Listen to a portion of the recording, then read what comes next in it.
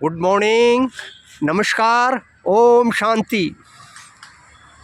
बाबा का शुक्रिया अदा करते हुए कि आपने एक सुंदर सवेरा दिया है।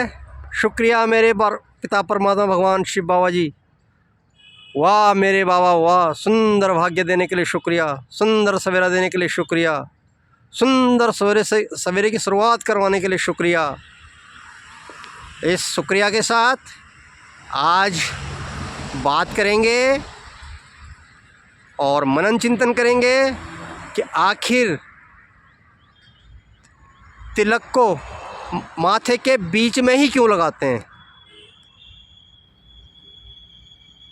आपने ज़्यादा देखा होगा कि जब कोई भी आदमी रिश्तेदारी में जाता है या किसी के बुलावे में किसी फंक्शन में जाता है तो उसका स्वागत किया जाता है, और स्वागत किया जाता है तिलक से, यानी माथे के बीचों बीच, दोनों आँखों के बीच में ऊपर माथे में यहाँ पर तिलक लगाया जाता है। तो आखिर तिलक लगाने की निशानी है कि हम इज्जत देते हैं, हम रिस्पेक्ट करते हैं। तो आखिर वो रिस्पेक्ट करते किसकी हैं, किसको वो इज्जत देते हैं? क्या शरीर को देते हैं? नहीं। यदि शरीर को ही इज्जत देनी होती तो वो हल्दी रूपी तिलक हम शरीर में कहीं भी लगा सकते थे। भाई चाहो तो उसको गाल पे भी लगा सकते हो, चाहो तो गले पे भी लगा सकते थे, चाहो तो हाथ पे भी लगा सकते थे, लेकिन आखिर मस्तिष्क के बीचों बीच ही क्यों? कुछ तो वजह होगी। हाँ, वजह है, और वो है मस्तिष्क के बीचों बीच इस भृकुटी की सिंहासन पर विराजमान एक चमकती हुई मणि है,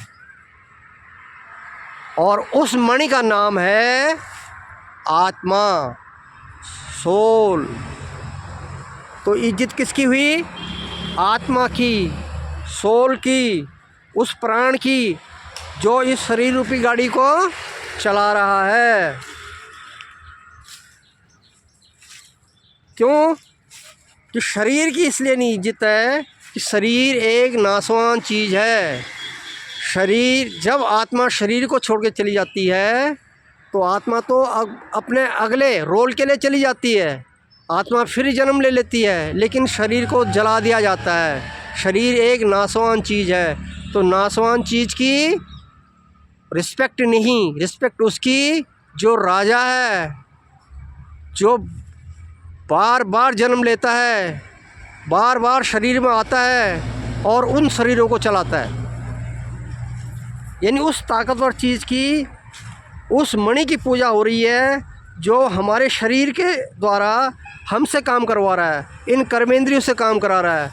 बोल रहा हूँ तो आत्मा के द्वारा ही बोल रहा हूँ, चल रहा हूँ, खा रहा हूँ, पी रहा हूँ, यानी आत्मा इस शरीर से, इन कर्मेंद्रियों के द्वारा इस शरीर को चला रही है।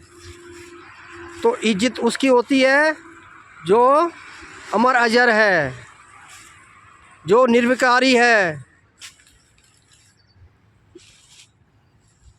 तो आत्मा का मैंने बताया कि आत्मा की इज्जत इसीलिए है, आत्मा की को ही तिलक दिया जाता है, और हमारे मस्तिष्क के बीचों बीच भृकुटी के सिंहासन पर विराजमान ये एक चमकती ज्योति है, एक मणि है, और जिसको हम जानते हैं आत्मा के नाम से। तो जब भी कहीं जाते हैं तो तिलक इसी भृकुटी के बीचों बीच इस सिंहासन पर विराजमान आत्मा को ही लगता है।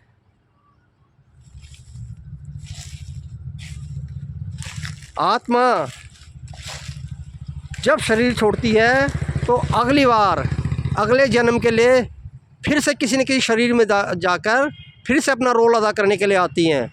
हमारा सिर्फ अगले शरीरों के नाम बदलते हैं, आत्मा वही रहती है। अभी सुरेंद्र था, अगले जन्म में शरीर लिया उसका नरेंद्र, अगला जन्म लिया धर्मेंद्र। इस तरह से नाम बदल जाते हैं, लेकिन आत्मा वही है।